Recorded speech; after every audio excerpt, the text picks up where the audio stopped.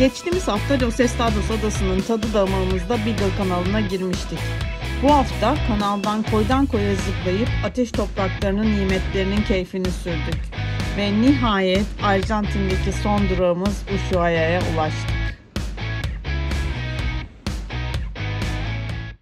Biz tam zamanlı macera perestler, Başak ve Ömer.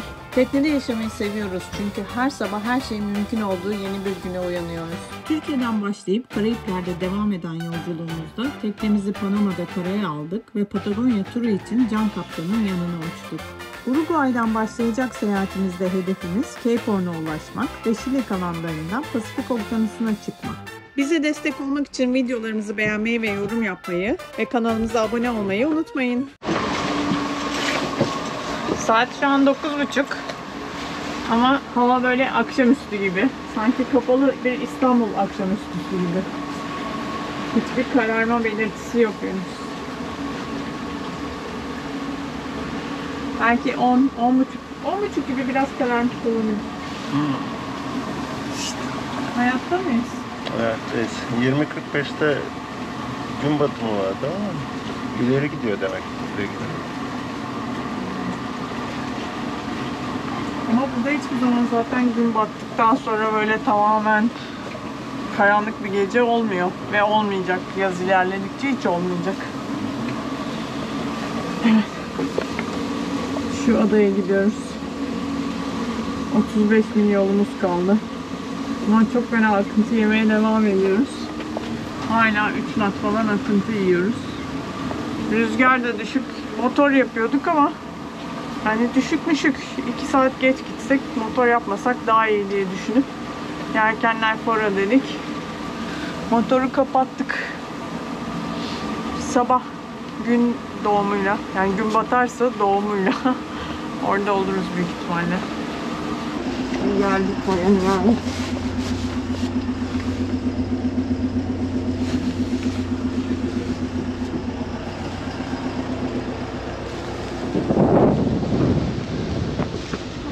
Yağmur yağıyormuş.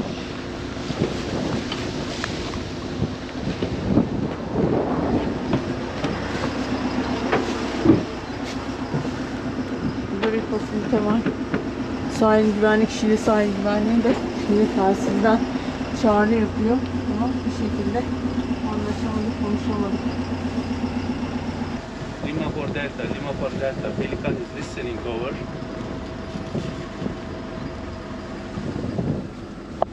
Bayrağı da indirelim.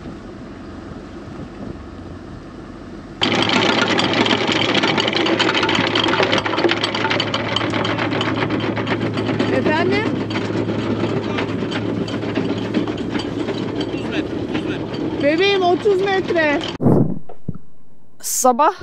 Sabaha karşı gün doğarken buraya demir atmıştık. Burası Picton Adası. Şili'ye bağlı. Kanalın Şili tarafındayız. Kanal zaten çok dar bu arada. Şu an olduğumuz yer Şili tarafı. Karşıdaki dağlar Arjantin. Dinlendik, kahvaltımızı yaptık. Birkaç işimiz vardı. Onları hallettik. Şimdi kanallarda seyre devam ediyoruz. Gene Arjantin tarafına Relegada diye bir kaletaya gireceğiz. Birkaç gün orada kalacağız. Bu kaleta bu arada Hakan Öge'nin gittiği ve çok beğendiği bir yer. Ben de heyecanla bekliyordum oraya gitmeyi. Şu an tabii çok mutluyum. Evet, şükür baksana. Ben de alacağım. Ben de alacağım.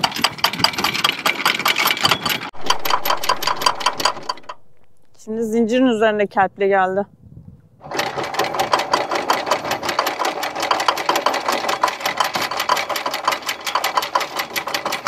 Kelp var bebeğim. Gördün mü? Ellerim dondu. Nereye gidiyoruz? Buradan çıkıyoruz. Hemen kanalın biraz içerisine giriyoruz 15 mil kadar. Ve şuraya demir atacağız.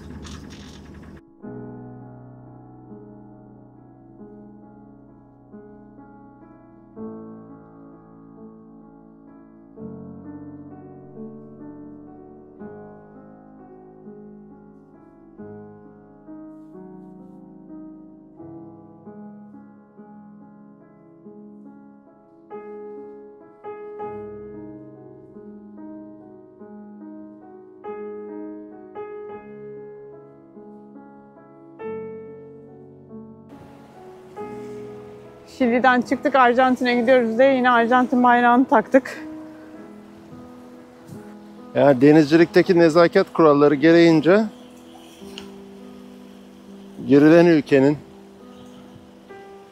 sancak kurcataya astığımız bayrağının en üstte olması lazım. Ama benim gönlüm el vermediği için eşit yapıyorum. Şehir halindeyiz. Kanalın ortasında bir ada var. Adanın üzerinde penguenler ve kuşlar doğal ortamlarında yaşıyorlar.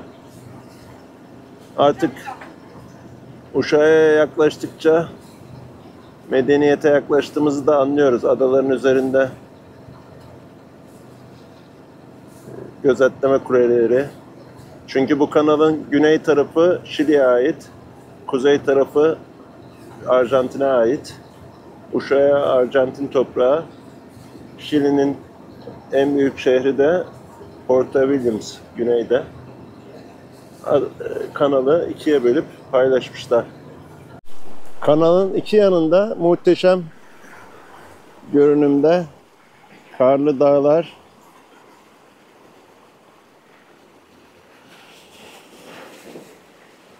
kanalın içindeki adalar yeşil, karlı dorukların altı yeşil, gayet güzel manzaralar. Şu an kanalın genişliği 4-5 mil civarında ama ilerledikçe 1 mile kadar düşecek. Neresindesiniz Başak Kaptan? Aslında yengeç. Yengeç istiyoruz. Burası dünyanın en meşhur yengeci King Crab'in olduğu yer. Buraya gelirken zaten başından beri aklımızda bu var. Restoranda yemeğe kalksanız biz servet, biz burada balıkçılardan yengeç alma peşindeyiz.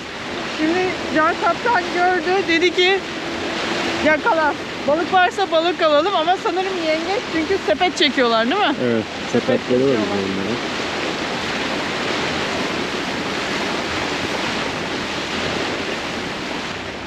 Bak çekiyor. Var mı içinde? Oha. Görüyor musun? Bir sürü bir şey var ha içinde. Gördün mü? Bir kere de atıp çıkarıyor mu onlar acaba ya? Yoksa atmış olduklarını mı topluyorlar? He? Hangisi acaba?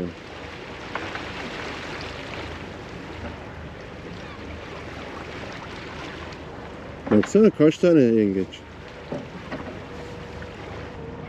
Bak küçükleri atıyor. Hola! Duymazlar bebeğim. Onların makinesi de çalışıyor şimdi. Ne o? Vinç çalışıyor. Bak şunlara bak. Nasıl teknenin etrafında takıyor. Tabii, O bir hazır. o tarafa atıyor, bir bu tarafa atıyor yengeç. Hazır mama. Oo! Aa, bueno, bueno. Sor bakayım. Alabilir miyiz de? Hola. ¿Cómo estás?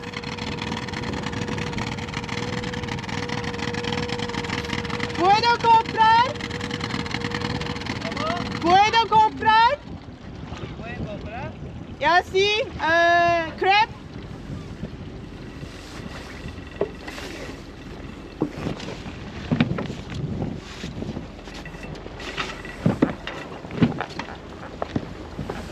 Kaç para sorsana? ¿Cuánto costa para uno?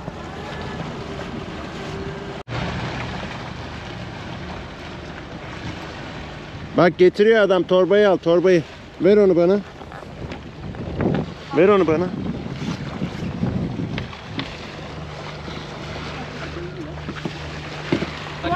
¿Cuánto para uno? Come on, we have to pay. Por favor. Beer, ¿Ah? beer, wine, beer, wine, single wine. O wine, yeah, yeah. Okay, ¿Todos? exchange. Wine. Vino, vino. Yes, ajá. yes. Tiro. Vah. Oh, gracias. Wait, wait. Thank you. Alacaksın artık. Şarap karşılığı oluyoruz. Ahí te das, Sergio. amigos. Gracias. Muchas gracias. Everybody happy. Different.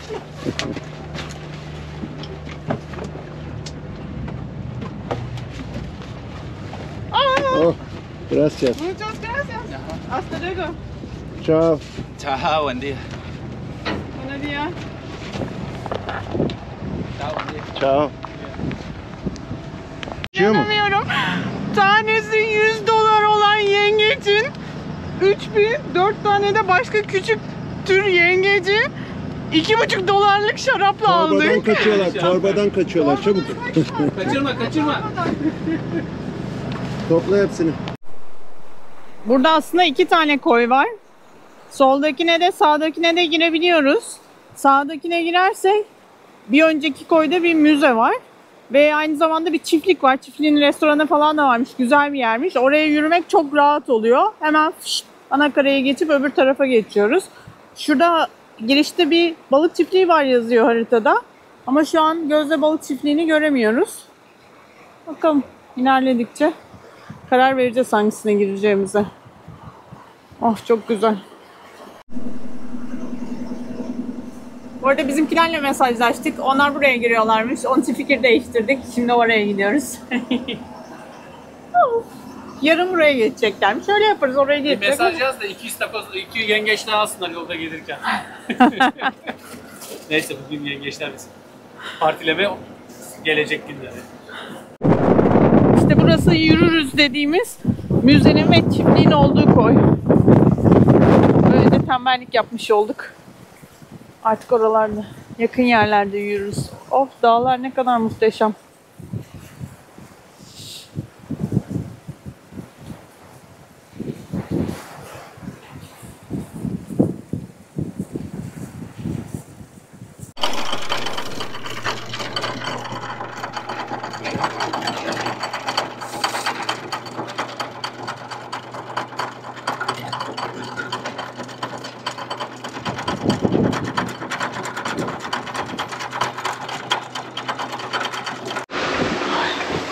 Efendim?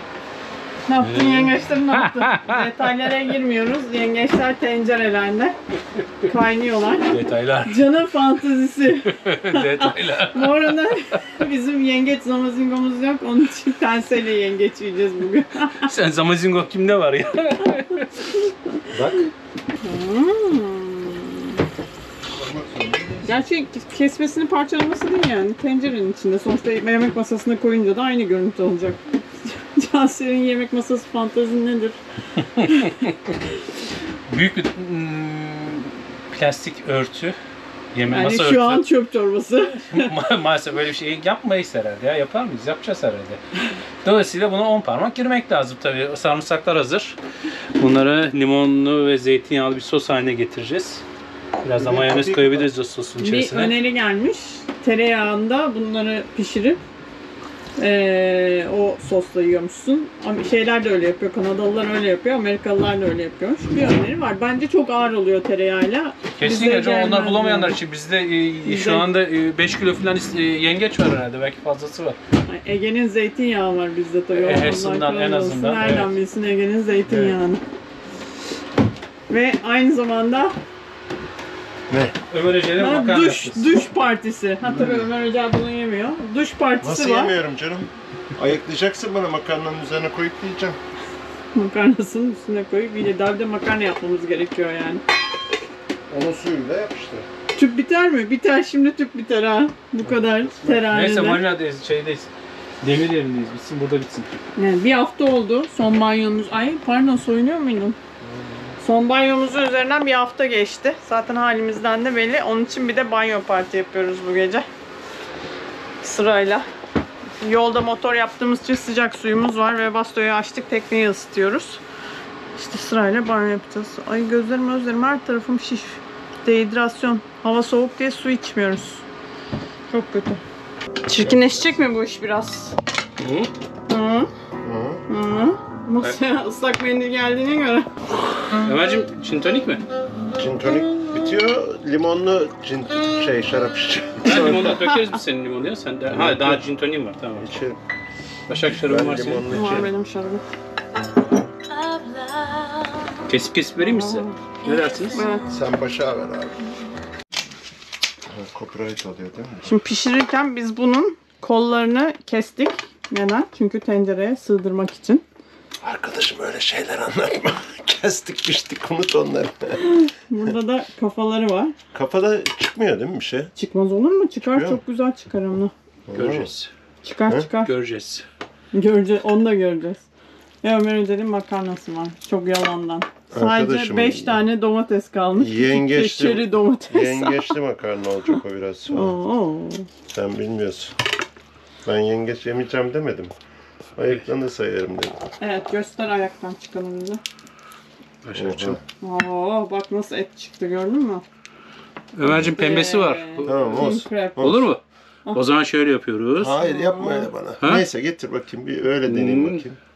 Getir bakayım. Limonlu sarımsaklı. At sen içine. Peki. Şey benim Ne? çatalım yok bebeğim. Bakmayacak mısın tadına? Çatal Bakacağım. burada. Seninki nerede? Benim çatallarım bugün bunlar. Ha. Makarna yemeyeceğim mi? Ha? Makarna yemeyeceğim mi? Bilahare çatalı buluruz tabii canım. Sıra oraya gelsin de. Bak bakayım. Şimdi 1, 2, 3. Ha siktir çok güzel lan. Gerçekten. Bu kadar yumuşak bir şey yemedim hayatımda. O saniye yakaladım. Yakalayamadım yok. İyi oldu banyo yaptın. Nasıl batıyor yalnız Makarna bu ile arada? birlikte öneririm çok güzel. İnsanın ellerine.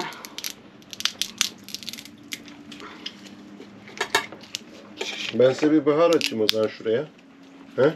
Bahar aç bize.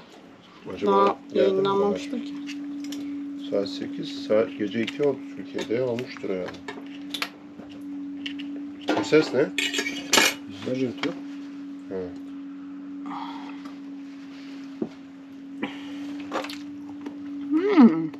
Gerçekten çok güzel.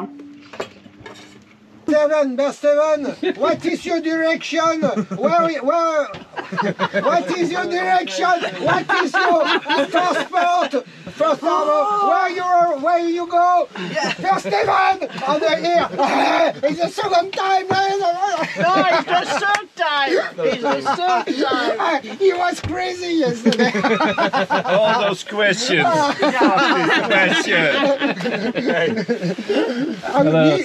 Nothing.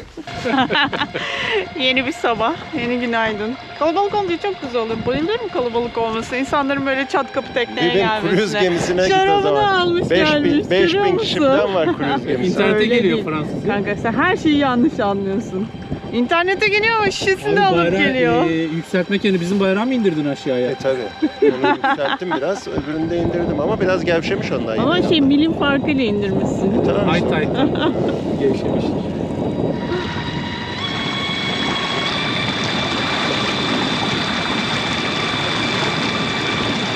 Şimdi burada bir çiftlik var. Çiftliğin restoranı var. Biz tabii dün yengeçleri yedik ama bizimkiler yengeç yeme peşinde. Restorana bakıp yengeç Köpekli çocuk bakacaklar. koşa koşa geliyor buradan. Bir de müze var. Müzeye bakacağız. Orada da bu bölgede yaşayan muhtelif hayvanlarla ilgili bilgi ve onların iskeletleri varmış, fosilleri varmış. Bakalım.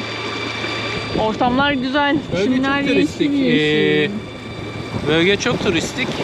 Bakalım inşallah plastik değildir turistikle birlikte. Dünden beri kaçıncı bot geliyor gidiyor, kaçıncı şatıda insanlar iniyor biniyor. Ne oldu? Aa okey. Arabayla mı gidiyoruz? Yürüyerek gidilmiyor mu? Arabayla mı gidiyoruz diyorum. Yürüyerek gidilmiyor. Ha okey.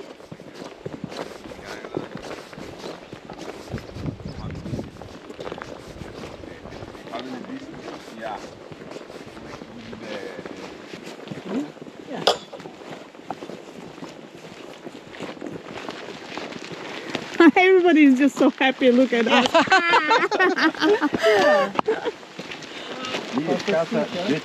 Well, we reached our goal. Yeah, finally here in the big hotel. Şimdi burada acayip bir durum ortaya çıktı. Bu bu şeyde koyda kendine çıkıp böyle dışarılarda gezemiyormuşsun. İzin vermiyorlarmış. Çiftliği geziyorsun ve müzeye gidiyorsun. Koyun sahibi var. Koyun tamamını almışlar. Müzeye gidiyorsun, sana buradaki çiftliği gezdiriyorlar. Bunun karşılığında $35 ödüyorsun. Biz biraz saçma bulduk ama yine buralara kadar gelmişken I was just talking about this actually on the video that you need to take a ticket. Hello, by the way. Hi, good. And you? What's your name, by the way? My name is Victoria. Nice to meet you, Victoria. So I was just telling that it's a little bit weird that you cannot really walk around by yourself. Yeah. In the facility. Okay, but these are the rules of the estancia, you know. It's a private place. Many people come here. Is it that you own the whole bay? Yeah, I'm not the owner. I know. I'm just I a mean, worker. the company owns Yeah. the whole bay? Yes, it's like a big portion of land. Yeah. Okay. Ben de tam olarak bundan bahsediyordum işte. Bayağı büyük bir alan var. Alanın tamamını almışlar. Onun için tura katılmadan gezemiyorsun. Kendi kendine yürüyemiyorsun diyorlar. Ama tabii ki şurada bir böyle şeyler var. Bir alan var. O alanın dışında dingiyle gidersen istediğin gibi gezebiliyorsun. Ama biz ayıp etmeyelim dedik. Onun için tura katıldık. Şimdi hem çiftliği gezeceğiz hem de müzeye gideceğiz beraberce. Tura biraz buranın tarihini özetleyerek başladık. Tabii ki buranın tarihi dediğimiz şey Avrupalıların buraya gelmesi ve ilk önce burada bayağı vahşi olan ve güçlü olan yerlilerle karşılaşmaları ve şoka uğrayıp buradan gitmeleriyle oluyor. İlk önce Fritz Roy buraya geliyor. Fritz Roy aynı zamanda Darwin'i buraya getirip evrim teorisinin de gelişmesine katkıda bulunan kaptan.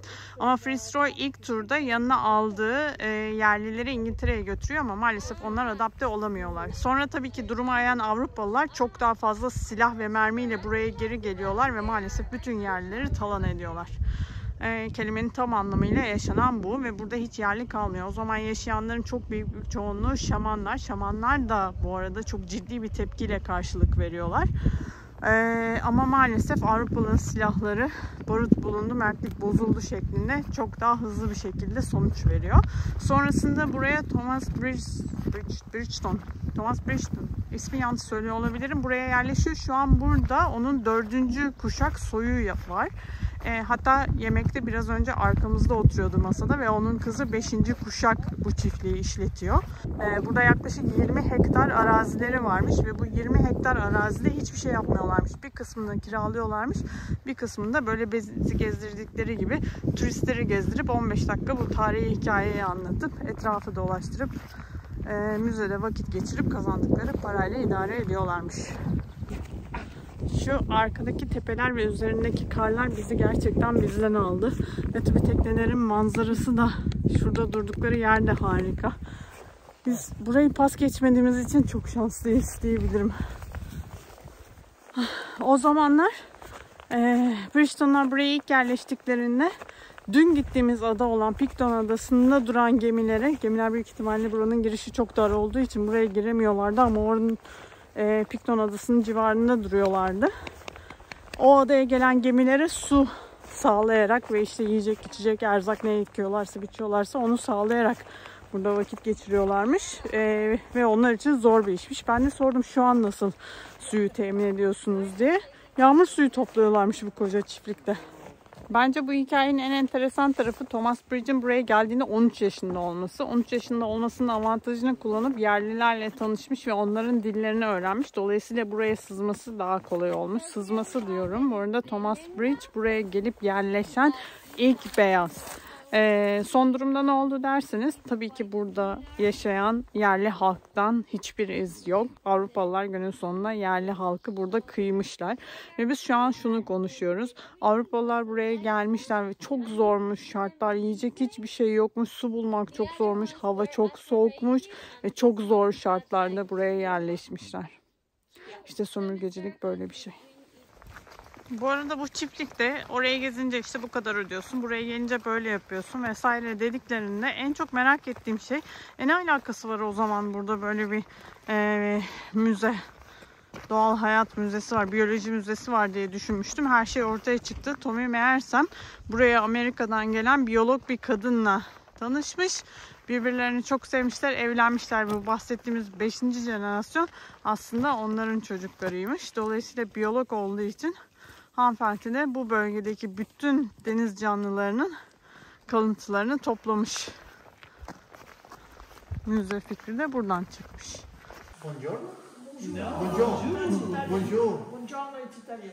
Oh, It's okay. sorry. Buongiorno. Bonjour. Oh, great. Bonjour. Buongiorno. I need to learn that. In Turkish, how do you say?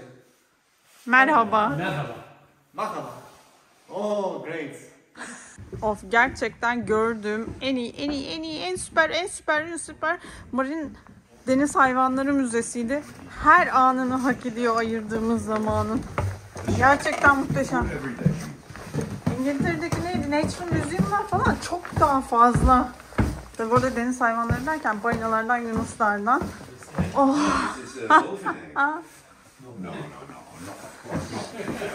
Deniz aslanlarından, deniz atından ve penguenlerden bahsediyoruz. Başka hiçbir şey yok ama 3000 tane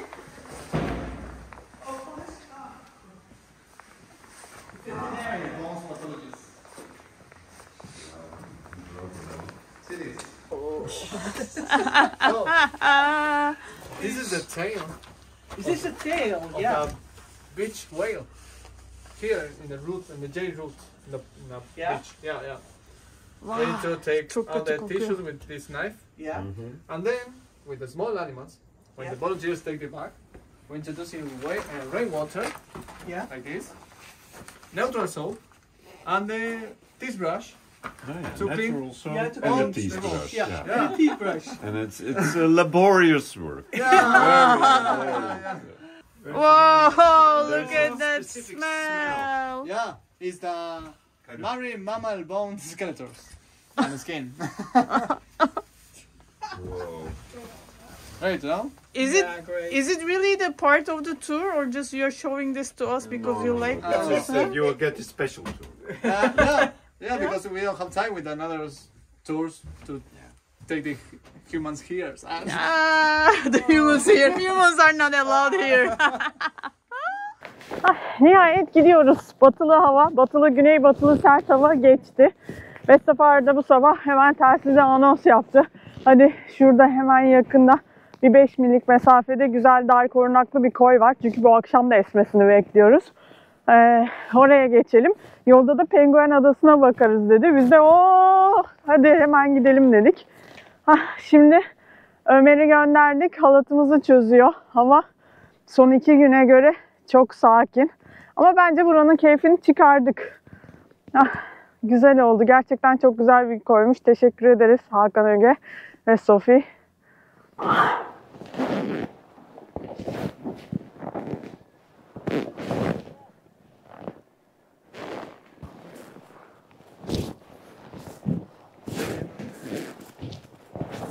Dedim sonra ama neyse. Yağmurlu ama güzel değil mi bugün hava? Evet. Ne kadar puslu her yer.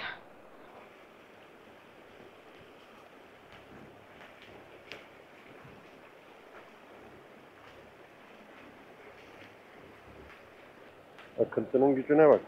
Başı basıyor.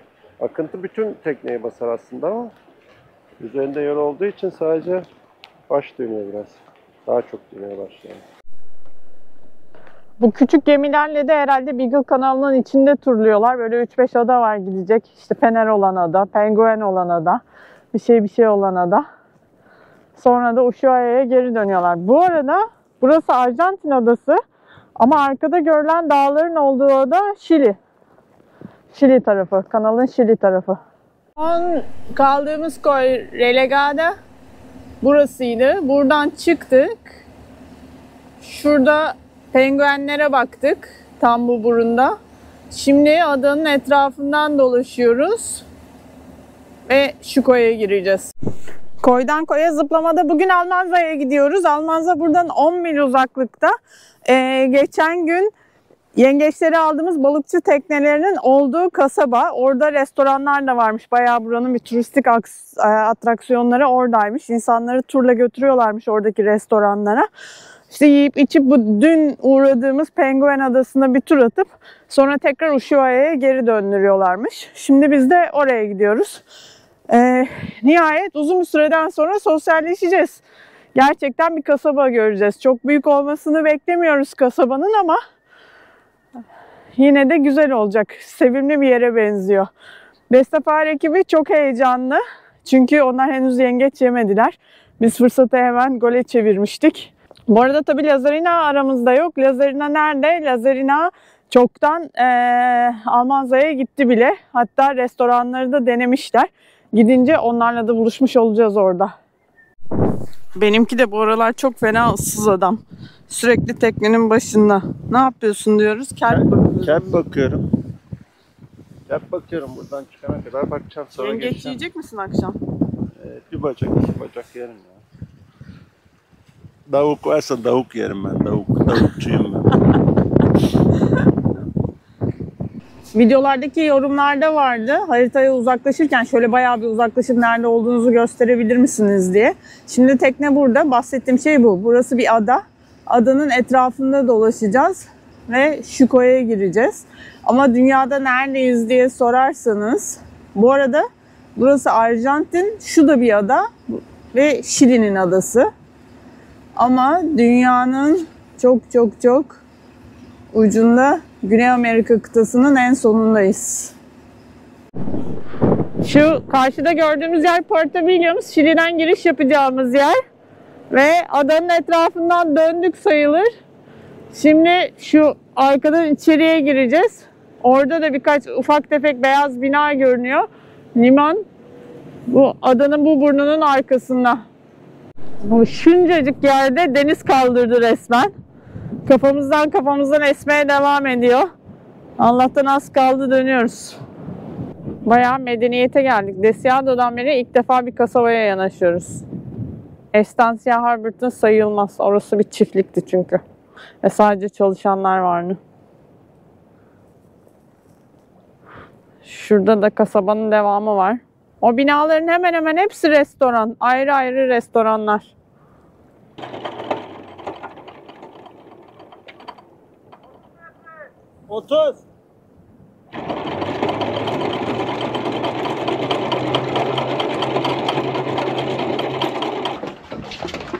Tamam, al çöpler. Çöpleri almayacağız. Yarın Uşağıya da atarız yani, büyük çöpleri. Şimdi nerede nedir ne değildir. Hazır mısın? Hazırız. Gel. Nerede? Vay be, insan görmeye gidiyoruz gençler. 15 günden sonra ilk defa. Olur mu canım, askerler neydi? Ha yani topluluk halinde insan. Bunlar şeyleri alıyor herhalde, yengeçleri alıyor. Midye Midye mi? Midye çiftliklerine mi? Burada bir midye de yeriz o zaman ya. O gün bugün. Ha, oraya çekmiş bak abiler.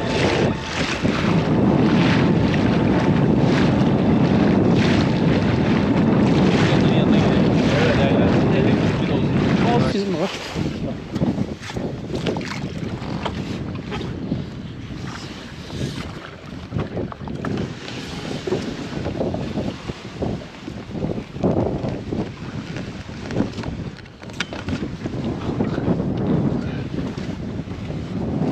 Biraz arkaya git ama. Geliyor, tamam, buyurun. Yeter. Hello. They don't take water. Nice to see you. İşte restoran dediğimiz yerler bu binalar. Yani işte böyle derme çatma salaş restoranlar.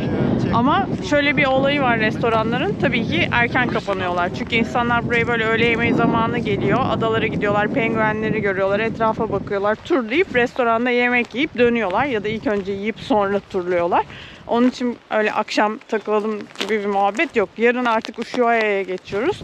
Ushuaia'ya gidince orada takılacağız. Takılmak derken Gece hayatına akacağız. You look at this area. you haven't been Caraipan. No, not yet.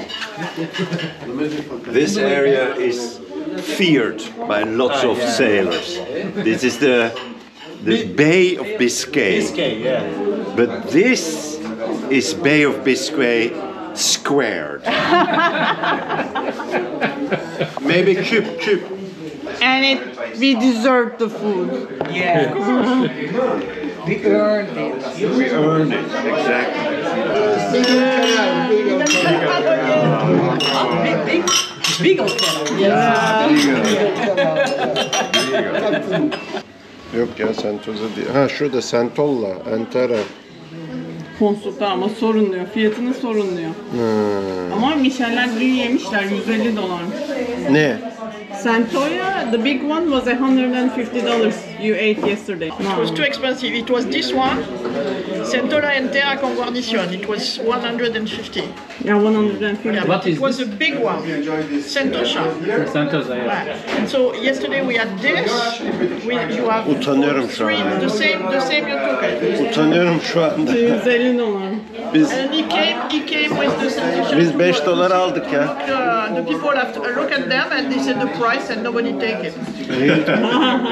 We bought 2 bottles of wine. Okay. We barter. And we had three, not one. We had three of them, not one. Okay. That's why Maybe we not need, this king size. that's why we need bottles of wine. Yeah, huh? maybe, but I don't know, maybe they were It's a king big size. size. It was a big size. Not king size, but big size. Şu an aşırı sinirimiz bozuk. Biz restorana geldik, masa bekledik. Can komple koptu zaten olaydan. Sonra masaya oturduk, sipariş verdik. Birer Hiçbir şey gelmedi. Bira kırıştık, bir şeyler yaptık. Yani sonra bir şey şarap içtik hep bitti. beraber. Ama hala Adam hiçbir zaten şey gelmedi. şişenin yarısına geldi siparişleri You can aldı. see this Neyse. next Sunday Yiyeceğiz, Sonra yiyeceğiz. when you bize ekmek söyledik. and Bu you arada can dedik choose önden your bir own ekmek gelsin. Çünkü biz subtitles, like restorana French. geleceğiz. Geçen sefer de böyle olmuştu. Kahvaltı yapmadık erken yedik. Ekmekler orada bekliyor şimdi gidip alacağım o olacak yani. so you know what they're talking about. o zaman ben gittim birayı aldım. Bayağı sevindi yani. Kendi işimi yapıyorum. Ben de mi sevindireyim? Gideyim sevindireyim bari. Git al ekmeklerimizi.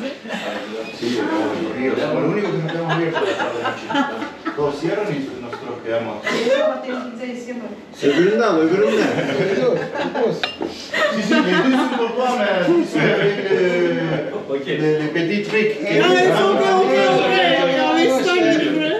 Et on est affamés.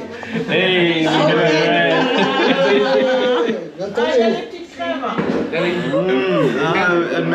No, yeah, that's coming. That's Dream it, coming. dream it, dream it. It's actually like a stew, Stew. made with cheese, cream, with onion, with king crab, and also scallops.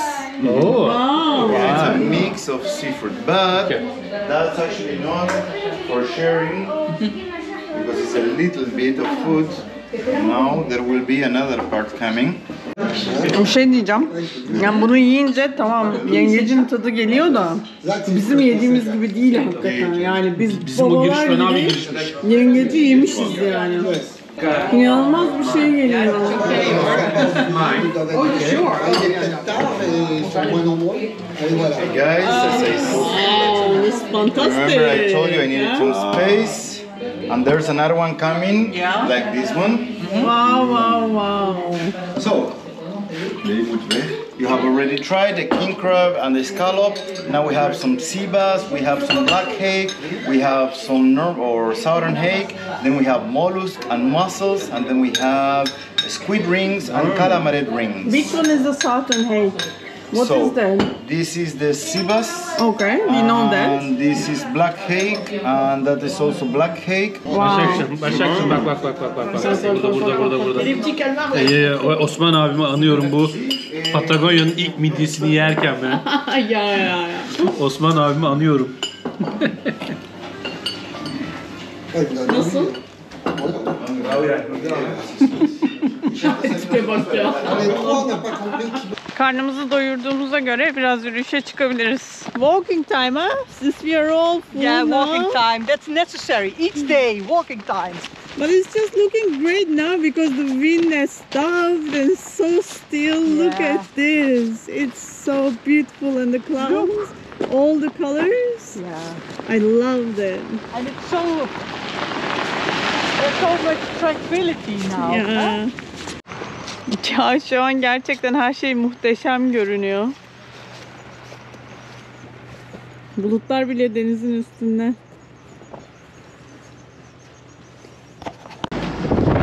Vay! Ne biçim esiyor?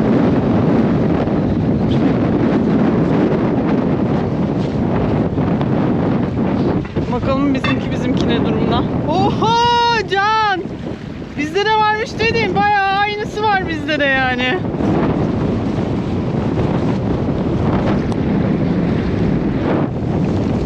Nasıl atacağım bunu? O bayağı kalınları gelmiş bu sefer. Hı?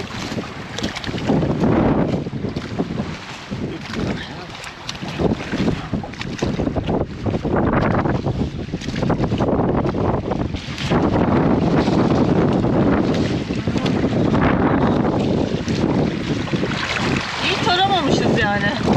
Bu kadar kertli. Belki toprak var canım altında.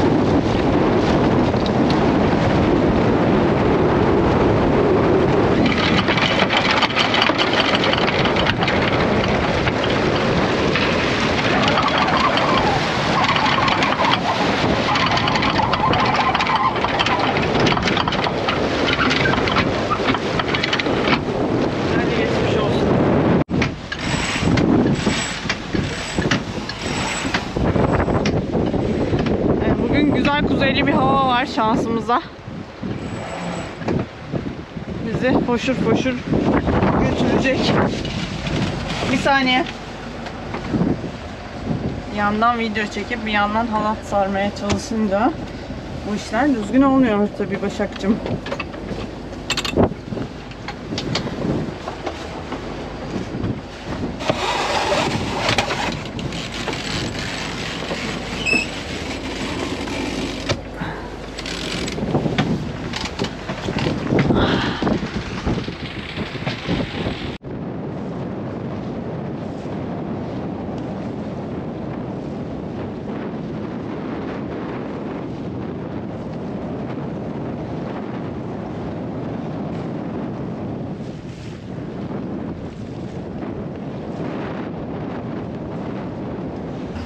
Yelkeni açtık, heyecanlandık. Rüzgar tamamen bitti. Yelkeni kapadık.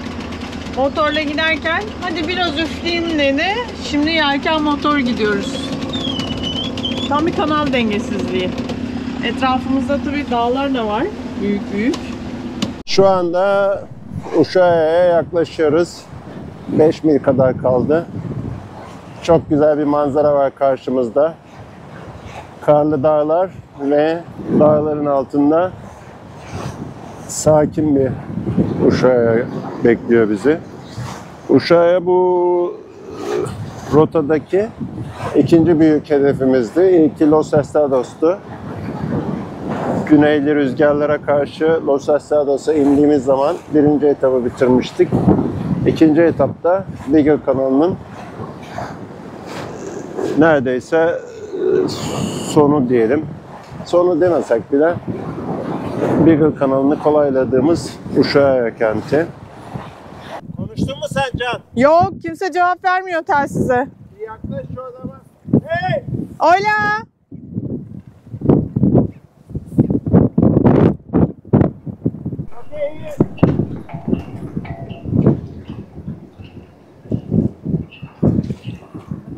İçeriği gösteriyor bebeğim. Öylece. Can içeriği gösteriyor, gördün mü? İçeriye girin diye gösteriyor, o tarafa girin diye gösteriyor. Tamam.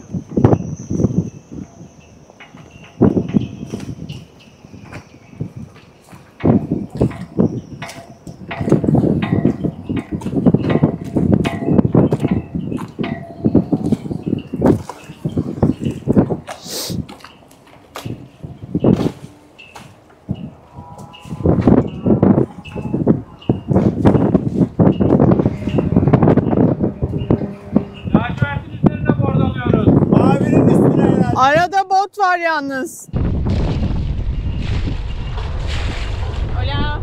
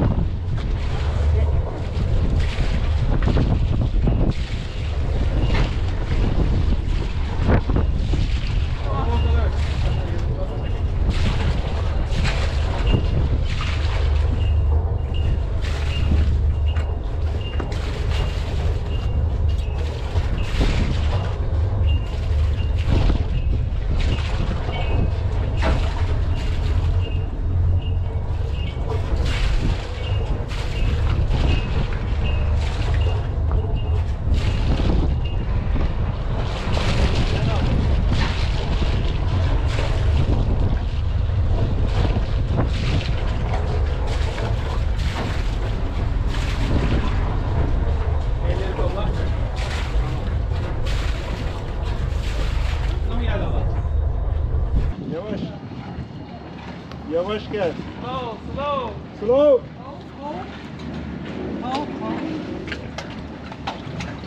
Allah Allah Allah. Nee, Peter is achteruit. Oh, oké. Al bebeğim. Bunu ben alayım.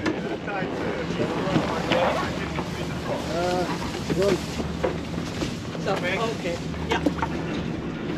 Kafayı alın. Ja.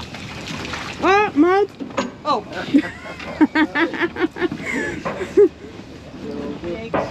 No, it's okay. He throws it back. Burada Ushuaia'da muhteşem tekneler göreceğiz. İşte bu onlardan biri 80 feet oyster.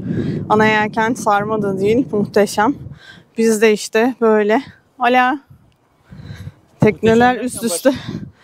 Seninle alakası yok konunun Cancığım. Hiç üstüne alınma.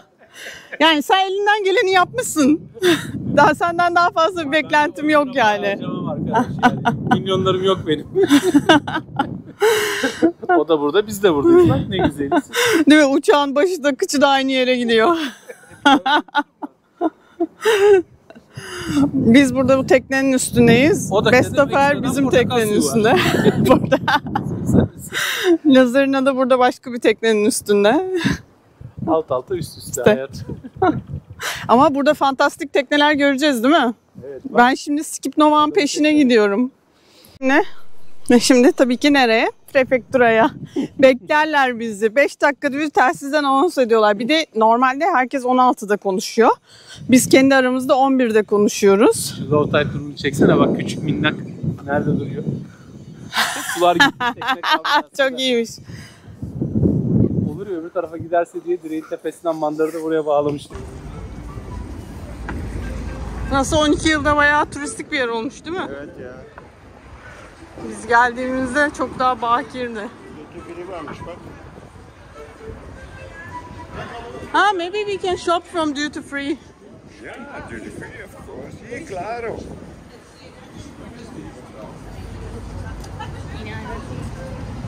To get to the 3 months without shops. Huh? Yeah. Very hard. That's gonna be a challenge. A challenge, yeah. Pumpkin, it's gonna be a pumpkin challenge. What kind of different things you can cook with a pumpkin? Hello. Argentina is a big country, but Ushuaia is not. Ushuaia is a village. Where is the prefecture? We arrived from the prefectura. Yeah, mean? Yeah, just take a lot of time. Hi. Calm, calm. No problem. Be careful, you. It's nervous with prefectura. No.